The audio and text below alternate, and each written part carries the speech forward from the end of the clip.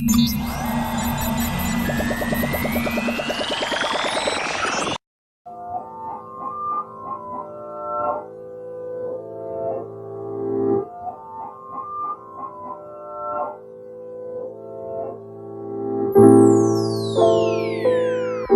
and welcome to this late edition of the Halcyon podcast. My name's Lorne Risley. I'm going to be your host for this episode. It's been a long ass week, hence the lateness of this show. Unfortunately, I apologise in advance. I know I promise shows every single week, and I know I promise them on a certain day, which is usually the weekend. However, a lot of stuff happened that relates to podcast that I wanted to try and get around to, and now that I've managed to catch up with WWE as well, finally I'm kind of up to speed with everything that I want to talk about. So let's get a couple of things out of the way. So as far as the show is concerned, a couple of copyright strikes got levied against my channel the other day, fought them both, won them both. If anyone else is having issues with copyright strikes, DM me on Twitter and I'll be more than happy to coach you through how to win. There's a couple of copyright strikes on my channel that I've left, mainly because I know that they're supposed to have copyright strikes, and I've left them there for that reason, because they're not inhibiting people watching them. So long as people can watch them, I don't really care, to be honest. It's when there's restrictions in other countries or viewing platforms that I tend to launch the copyright claim counter notification. So if anyone needs any assistance on how to combat that, hit me up, because I'm 2 for 2 this week. I've got a pretty good retention record as far as getting videos back in terms of the terminology to use. So hit me up if you need any assistance with that. But there's also millions of videos on YouTube how to do it, so you can always Google that as well. As far as the channel is concerned, if you had one Halcyon review on the weekend, you'll get a couple of blinks this weekend in lieu of a proper Halcyon, which I'm filming today. We'll be uploading at some stage in the next week and a half. You'll also be getting a few Raze reviews once I can sit down and physically record them. It's just one of those things where, you know, time is time, and having the energy to do a lot of these things is quite tricky. So channel stuff out of the way. You know, like I say, normal service will be resumed as of this podcast, so never fear. Before I go any further, I need to find a random fact about countries, because I've promised that to someone, if he's listening, about countries, which I shall drop into this podcast at some stage today. So we will have to stay tuned and see what that is. So, onto the podcast, onto the topics of this podcast. Let's talk about boxing first, because that's the first set of news stories that I wanted to cover. The one I've researched, and it's the one that seems to be changing by the minute, so it's probably best to get ahead of it now. So at the weekend, Derek Chisora knocked out Takam, I believe his name's Carlos Takam, in the 8th round, and Dillian Whyte outpointed Joseph Parker in the 12th round.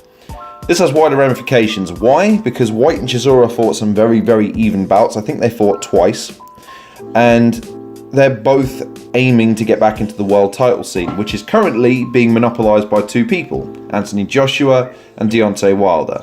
Anthony Joshua has now a scheduled bout against Fogg on the 22nd of September.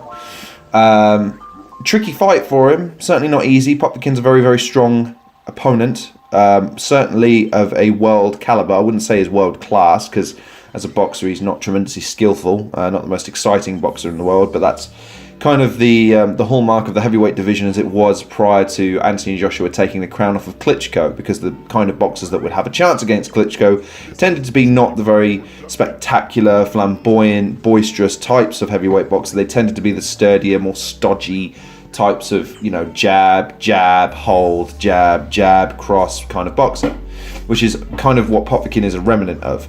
You also, interestingly enough, have Tyson Fury versus Pianta on the 18th of August. Now, that's only a few weeks away, and the reason why that's relevant is because he apparently is in talks to have the fight with Wilder. So he looks to be jumping the queue, having just had, if he wins of course, 2 wins out of 2 since coming back from suspension. This interests me because at the moment, Deontay Wilder, I think, genuinely understands he does not stand a chance against AJ. Anthony Joshua is the premier fighter in the heavyweight division right now. He's too strong, He's too well-rounded. His boxing skills are too high a level, giving his his Olympic boxing background. He's undefeated. He's knocked virtually everyone out that he's ever faced, with the exception of Joseph Parker. And the reason for that is because Parker is probably on par with him in terms of boxing ability. I rewatched that fight the other day. I'll be doing a breakdown of that as an analysis to lead into Joshua Popkin. Just because it's interesting seeing Joshua come up against an interesting opponent, someone who's not known for his knockout ability predominantly, but is known more for his slick boxing skills considering his size. He's 6'2" or 6'3". He's a big guy, and yet has tremendous boxing ability, great footwork and great hand speed considering. Odd guard though, I'll touch on that though in the breakdown. But as far as Fury is concerned, in one fell swoop, he could maybe plot his course back to the world title without really ever doing anything. The first opponent he faced, he was showboating half the fight, and he was outsizing him nearly. He was at least a clear 1.5 foot taller and significantly heavier. So it was in many ways a foregone conclusion. You've also got this Pianetta, on the 18th of August, who has 2 losses from his last 3 fights. He's had 30 fights, 26 have been victories, 19 have been KOs. He has 4 losses from 3, and 3 of those, 4 losses in total, and 3 of them were by TKO or KO. So this guy is beatable, very beatable, which means I would expect Fury to walk away with this one again, considering his size and weight advantage, and indeed his superior boxing ability. People don't tend to associate Fury with boxing ability, but he is a very slick boxer on his day. He gave Vladimir Klitschko a boxing lesson, and that's saying something. So with that in the equation, Deontay Wilder looking at him and thinking perhaps he's more beatable than Anthony Joshua, purely because that Tyson Fury doesn't possess the same knockout power that Joshua does, and potentially doesn't have the same level of ability, which would be maybe underselling Fury a little bit. I think it's interesting though that Wilder is choosing Fury, because if I'm being honest, if you're gonna lose the world title, and I think in both instances Deontay Wilder doesn't walk away with the world title. I think Wilder gets lucky with a lot of shots he lands. He's got a powerful punch, but if you watch his fights, he doesn't set up for the punch. The way I could try to explain it is, if you're a football fan, for instance, good football is playing it around the box, waiting for your opening, sliding the ball through and making it as easy as possible to deal the killing blow, to strike from a poacher's goal, a good through ball, an over-the-top pass, something like that. Deontay Wilder is one of those shots that they just lash from the outside of the box, hoping it comes somewhere near the goal, that the keeper is forced to save and parries it back, but somehow inexplicably hits the top right-hand corner of the net, never to be done again by the same player. Wilder's that kind of fighter. He's wild, hence the name, I guess, but he's unruly, he's undisciplined, and also isn't renowned for having a chin. He's also unchallenged at heavyweight. The biggest challenge he ever had was Ortiz, and I was pontificating that Ortiz was a great fighter right up until the moment he popped for steroids. And that's usually systemic of having been on steroids for a long time, which means that he's instantly discredited, which means that when fighting clean, he's not going to be the same fighter. So Deontay Wilder beats him, doesn't really earn any respect in my eyes. With the greatest of respects, it's just not enough to be, it's just not enough for me to impress me in the slightest. So the fact that Fury is potentially going to be fighting for a world title. Joshua is going to be fighting the number 1 ranked challenger for all of his belts. The fact that Dillian Whyte and Tony Bellew are some of the names that are being bandied around as potential opponents down the line, and both of them could potentially give Joshua some problems. I think Bellew overestimates himself just a little bit in terms of his boxing ability.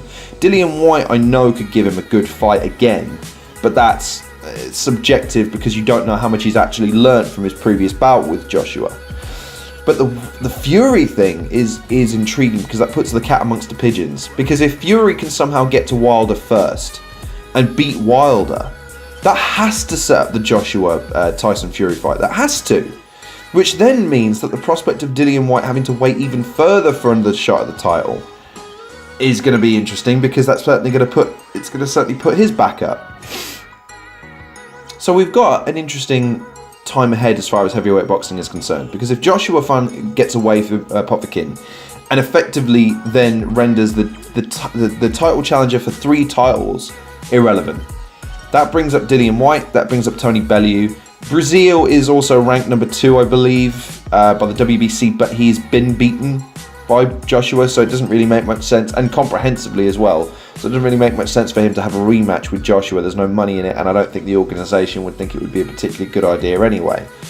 That has to set up Fury versus Wilder if Wilder loses, because Wilder thinks he can beat Fury.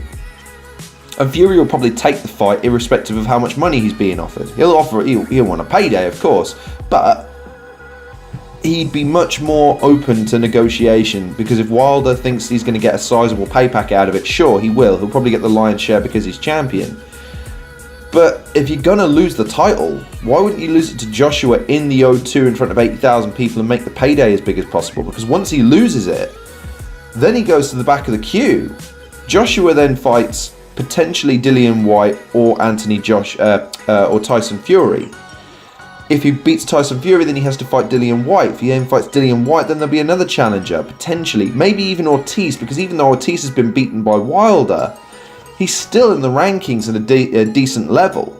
So, it's an interesting time. It depends on the outcome of Joshua getting through Popovkin, because it's by no means an easy fight, but I predict it going the distance and being a points decision for Joshua because of his skill as a boxer. Fury will beat Pianetta without doubt. It just depends on now if Fury can secure that title fight against Wilder. If he can, that throws the cat amongst the pigeons in a real big way. And I think it would be... This is my prediction. If Joshua beats Popovkin and Fury beats Pianetta, I think Wilder will sign the fight with Fury. Fury will then beat Wilder. It means Joshua needs an opponent in the meantime. So he can be picky. He can either take another challenger for one of his titles, or he can give Dillian Whyte an opportunity. Now, if he beats Whyte again, that silences any doubters as to his ability, because Whyte by far gave him one of the toughest fights. Vladimir Klitschko gave him his toughest fight, but I would argue that Dillian Whyte was one of the few that ever got under Joshua's skin and made him snarl and see his mean side. And I'd like to see that again, if at all possible. So, and then if they were to fight, Joshua versus Fury, that's when it gets real tricky. Joshua's never fought someone of Fury's size before. Fury, I don't think, has ever fought anyone with the same KO power as Joshua before.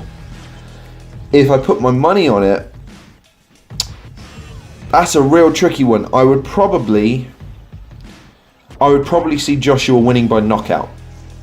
I would probably see Joshua winning by knockout at some stage in the 5th or 6th round. And the reason I would say that is because I think he knows that Fury would be setting up for the long haul to outpoint him, considering his size and reach advantage, which means that Joshua would naturally have to set a much bigger pace. I think you'd see Joshua coming in a lot heavier because he can afford to, which means his knockout power will increase commensurately, and he'd set up his tactic-wise to go after Fury in terms of landing a good, solid uppercut through his guard and putting him on the ground. And that would be my prediction. Now, I can easily see it going the opposite way. I can easily see Fury, dominating the fight from distance, not too keen on getting in the pocket and trading with Joshua. But if I was to put money on it, I would give it to Joshua by some form of knockout, like I said, uppercut, maybe across in the 5th or 6th round. So there you go. There's boxing in a nutshell. We move on to the UFC. Let's talk about Brock Lesnar and Cormier. Brock Lesnar and Cormier, complicated by the fact that Lesnar still has his contractual obligations to the WWE, which we'll talk about a little bit later on in more detail, but Cormier still has yet to announce the next opponent, or a fight date, or which card he's going to be on. John Jones' situation still hasn't been resolved. I believe the hearing has been scheduled. I guess it's just a question of how that plays out. If Cormier can get through Lesnar and Jones can be cleared, that has to be Cormier's retirement fight. Win, lose or draw. But you've got an interesting bout on the 4th of August with Gustafsson and Ozdemir, because the fact that Cormier still has the light heavyweight title is still kind of... people are still angling for that. They still think maybe they can get a name off of challenging him, when I think it's pretty obvious, considering he's going to challenge Lesnar, and then potentially he's going to challenge Jones. I don't think he's coming back to light heavyweight. I think that title will be vacated or stripped one way or the other. If he has any respect, he'll vacate to allow the division to continue. If he's a little bit hungry for attention, he'll probably keep it until he's stripped of the title. But Gustafsson versus Ozdemir is a great fight. Gustafsson is probably one of the few people that gave John Jones a good fight. Ozdemir has tremendous knockout power, so it'll be interesting to see how that one plays out. Mighty Mouse Johnson fights on the same card against someone that's already lost twice. So I'd see that being a foregone conclusion. TJ Dillashaw versus Cody Garbrandt 2. That one's going to be a sick fight. Sick fight. The hatred between those two is palpable and real. You don't see the hug afterwards. You see him screaming in his face, even though he's still clearly dazed from the punch. I don't know enough about the fighters' styles to predict a winner. I can only tell you that Dillashaw won the first fight, so he's favourite going in as champion. But Garbrandt isn't a slouch as far as a fighter is concerned either. Also in September, you've got Tyron Woodley versus Darren Till. Darren Till, I believe, is from England. I think he's Liverpudlian, which means that the UK still has some stake in the UFC. With Michael Bisping having retired, not so much anymore. The UK doesn't really have much in the way of representation in the UFC, so it's interesting seeing him fight for someone as highly thought of as Tyron Woodley in terms of the UFC spectrum. So you've got a couple of decent matches coming up. The Conor McGregor situation has now been resolved as well. He's been advised that he has to pay community service, which here's my opinion on that. I think that's not anywhere near fair, considering the damage he did to the UFC card and the controversy he created. Apologies. Bored talking about my own topics. How unprofessional on a podcast of all things. In my defense, it's 9 o'clock in the morning and I've just spent a lot of time writing and editing a lot of other stuff, so suck my dick. Anyway, point being is, UFC lost a lot of face in that, and a lot of people were calling work, a lot of people were calling fake, but there were people that went to hospital, there were people that got glass in their fucking eye, there were people that got glass in their shoulder and all the rest of it and couldn't fight. They deserve some form of compensation, but unfortunately, because most of them took fights after the fact, they're now no longer eligible to file lawsuits, especially not for the kinds of money that they would have been able to sue initially. So Conor McGregor has in large part gotten away with his little escapade, which I find to be disturbing, purely because it's criminal activity. He's made his money now. He has a name. He does not need this kind of publicity. And in terms of getting back at people, defending his friends, why were you attacking a bus with people on it? If you were going to confront him, why not confront him one-on-one as a man, instead of getting 25 fucking people on a plane, flying them over there like a goddamn gang, and attacking people? It's disgusting. I lost a lot of respect for Conor McGregor in that sense. Not that I had much to... This is the thing. I like Conor McGregor's shtick in terms of the way he goes about entertaining people, because he brings something different that everyone's now trying to copy. However, do I agree with the tactic? Not really, no, because he's a twat. He's a fucking asshole. Sign of the times. He's the kind of person we idealise. Now, yes, you want to relate it to, Muhammad Ali smack talked, Muhammad Ali gave people shit, Muhammad Ali said some questionable things. Yeah, but if you got to know the guy, you knew it was a calculated tactic. Conor McGregor reminds me of a rabid dog at times in terms of the way he acts and doesn't think.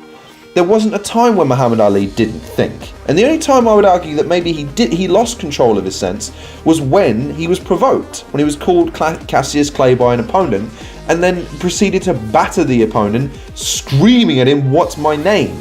It was retaliation, but it was man to man. He did it in the ring. He didn't do it behind closed doors. He didn't do it with the assistance of other people in his crew. He confronted the guy and beat the piss out of him and made him respect him. That's a crucial difference between Conor McGregor in my eyes, as far as comparing him with saying he's the greatest. Bollocks. Nah, not by a long shot. So the Conor McGregor situation is disappointing, considering that he's really not been given much of a punishment. But money talks, and he's still got 1 or 2 fights left in him in terms of the amount that they can pay him and the amount they can make off the fights. I don't think Nate Diaz is happening anytime soon, which means that Khabib is really the only opportunity that they have right now to make a money fight with Conor McGregor that would actually pay off, especially if they do it in Russia. Yeah, so it's a tricky time for the UFC at the moment. Tricky time, because imagine if, for instance, if Lesnar beats Cormier for the title, heavyweight title, at 40 odd years old. Where do you go from there? Title. What are you going to do with the title from there? He ain't defended it.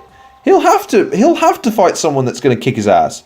Probably who's the same size. John Jones would probably snap your hand off for that opportunity. In terms of, you also got GSP, who's ranked at the moment as well, even though I think it's pretty fair to say he won't be fucking fighting anytime soon.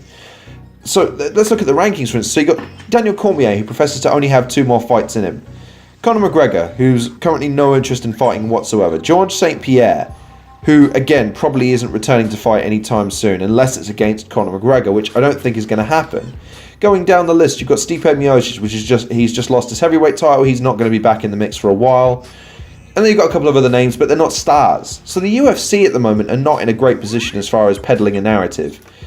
The heavyweight division is now on its ass more than ever. As far as people saying, well, it's back now with Ngannou. Well, Ngannou's now ranked 4th. And being lambasted by the UFC for being, arrogant and all the rest of it. Meanwhile, 3 weeks prior to the fight, Dana White was holy dick riding that guy. So, not great for the heavyweight division. Gustafsson in the light heavyweight division needs the title, but because Daniel Cormier doesn't look like he's vacating anytime soon, that division's held up. So that's 2 divisions that people, with all due respect, are not that interested in. Middleweight, Yoel Romero can't make weight. He's your number 1 ranked contender. Chris Weidman and Luke Rockhold are good fighters, and I'll give you that. And Kevin Gastelum is supposedly a good fighter as well. Colby Covington's an interesting one because he's using McGregor's shtick, but he is an interesting character. I think you're going to see more of him as time goes on, but if you ask me, the jury's still out on Colby Covington. I still don't find him endearing enough to root for him yet. But as far as the UFC is concerned, the only other things I wanted to touch on as far as this topic is concerned is Joe Rogan. Let's talk about Joe Rogan for a second. I won't make this about anything that I would usually talk on my other podcast, The Voracious Show, but there's something that he peddles over and over and over and over and over again, which is with Jermaine Durandamy. I hope I got that right. Being such a world-class kickboxer that she beat a guy in a fight. I got bored of hearing this, so I googled the fight. And I would invite you to do the same. Because using that as an example that women should be allowed to fight men, or that there's even a direct comparison between men and women in the same weight class, is laughable. It's laughable. Watch the fight. It's a terrible fight. An awful fight. In Durandamy's defense, good knockout punch. Put him on his ass. Great punch. Probably would have knocked out most guys because of the way it landed. But in terms of a fight, it's awful. The guy's hands are dropped all fight. His foot movement is terrible. His head movement is non-existent. They clinch constantly. She gets the majority of the offense and he barely throws a punch. So why are we holding that as an example that men can fight women and vice versa? I thought it was a terrible fight. She won. Great. But then put her up against someone of commensurate skill and ability at the same weight class. It ain't the same outcome. So this idea that we're peddling Jermaine Durandamy as someone who's potentially able to fight men, come on now. Watch the fight. Watch it in context. The other problem you got with that, by the way, is if you Google that fight, it brings up other examples of times men have fought women. The taglines are always grossly misleading. There's one that I remember, a UFC woman goes all out with trainer in real fight. It ain't. It's a sparring match, and a very limp one at best. So what I wanted to touch on here is this idea that in the UFC, men and women could one day fight, especially in light of the transgender debate, which again, I'm not going to go into here. I just wanted to touch on because I've still yet to see any real evidence that that really is something we should be entertaining. So, just my humble opinion, that line is a bunch of shit. And the last thing I want to talk about is Dana White, because he recently released an episode of Dana White's Looking for a Fight, wrestling episode with Jerry Lawler. Interesting that he would entertain such a wrestling centric aspect on his show, especially with Jerry Lawler, someone who's so closely affiliated with the WWE. Must have something to do with Brock coming over again. I don't know. The episode itself is pretty interesting. Not very entertaining though. It's an insight for me because I'm a big wrestling fan and a burgeoning UFC fan. I think the thing I took away from it is Dana White's inability to sell in the ring. Is probably why he's a promoter, not a talent. So, and also why he's a terrible reality TV show host. But, you know, whatever. But an interesting episode nonetheless, and Jerry Lawler still has it.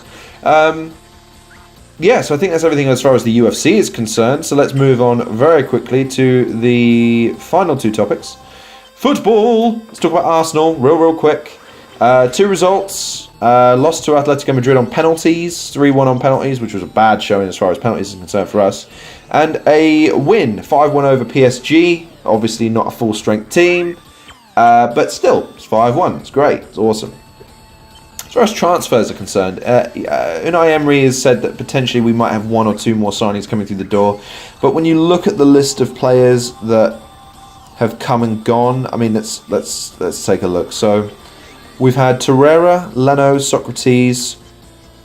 I'm gonna have to learn to pronounce this. Matteo Guendouzi, not sure. Liechtensteiner. And that's everyone through the door. We've also had some people come back. We've had Chuba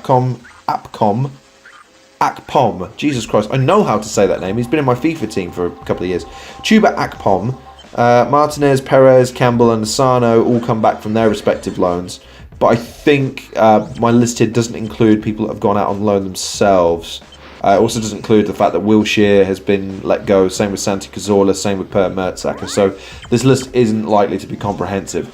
But when you look at the amounts of money we've spent, so 22 million on Leno, 27 on Torreira, 14 on Socrates, 7 on Guendouzi, and Liechtensteiner on a free. When he said that he was going to spend 50 to 60 million pounds, he's not far off. I think the net spend is about 70 million, maybe a little bit less than that. And the average age of the players is pretty low. I think Torreira's only 23 or 24. Leno's 25 or 26. Socrates is a little older. I think he's about 30. Guendouzi's only 20? 21?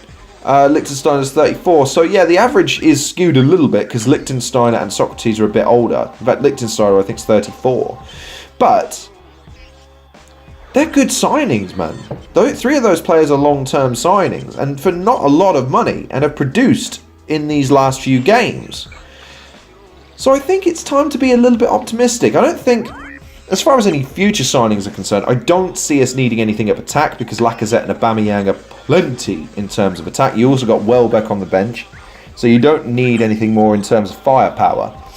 In midfield, you got Rambo, Mkhitaryan, Ozil. Just Jesus Christ, you couldn't ask for any more in terms of midfield. And now with Torreira and Xhaka and El Neni, as far as defensively minded midfielders go that can pass a ball, and I think Guendouzi as well as a central defensive midfielder. I think I might be wrong in that sense. He might be more an attacking midfielder. I'm not too sure, but well stacked there. And now the defence has been shored up with Socrates being brought in.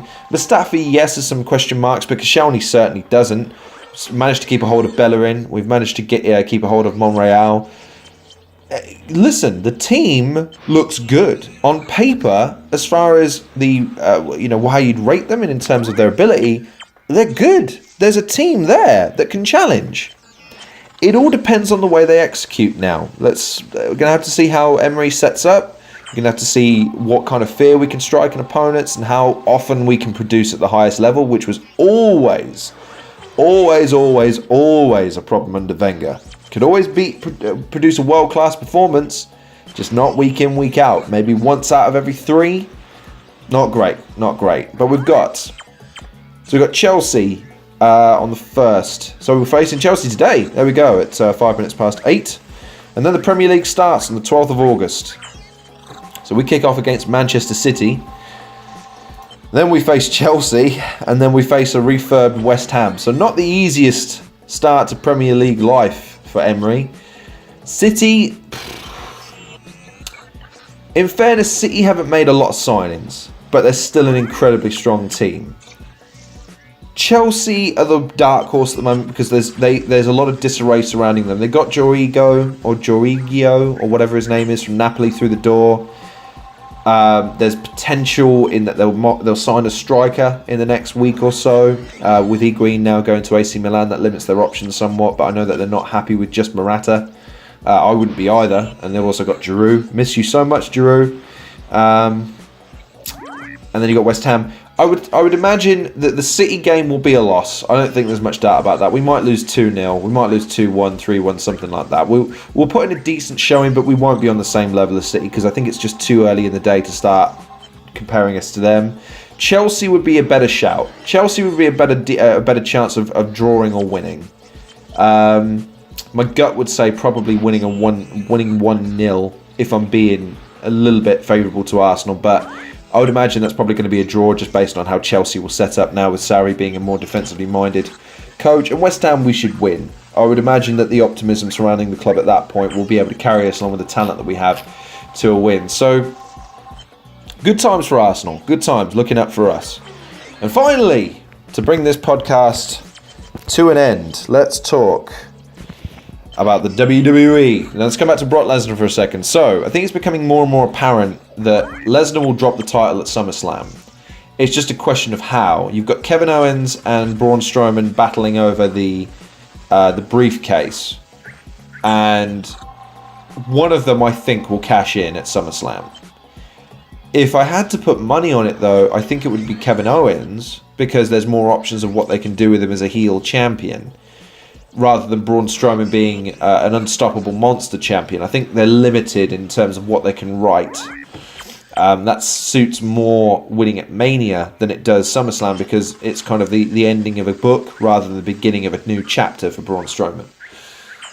But it comes down to Lesnar, I guess, because Lesnar, in his most recent appearance on WWE television, excuse me again, appeared, even though he is technically heel, has turned healer against Heyman, which is interesting. It adds a new dimension to the character.